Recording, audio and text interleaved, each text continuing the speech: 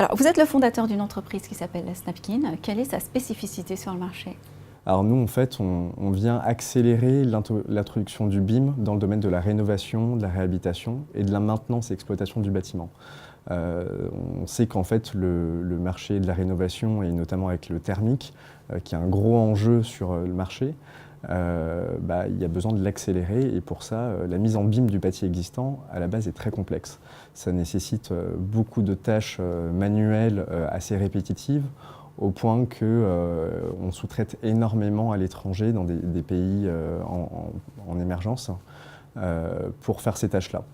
Et nous, en fait, on vient automatiser ces tâches, puisqu'on est capable, avec une technologie, de traiter les données de scanners 3D. Donc, c'est en fait des machines laser qui viennent capter des millions de points dans une pièce, dans le bâtiment, et qui vous fournit donc ce qu'on appelle un nuage de points. Et ce nuage de points, il va falloir d'habitude le décalquer à la main.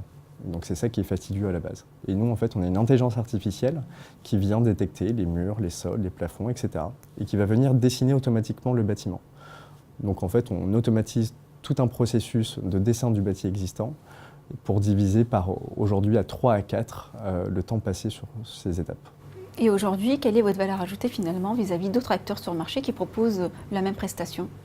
En fait, les logiciels concurrents, ils vont pour l'instant semi-automatiser, c'est-à-dire qu'ils vont juste accompagner les dessinateurs dans ces étapes. Donc, ils vont donner un certain nombre d'éléments à l'utilisateur pour parcourir des étapes, alors que nous, on est vraiment sur une automatisation globale. On intègre de l'intelligence artificielle, et c'est la grosse différence. On est dans des solutions cloud avec des machines très puissantes, là où les autres acteurs, en fait, ils ne font que sur la machine du client, donc avec peu de puissance de calcul, donc ils vont pouvoir aller moins loin forcément.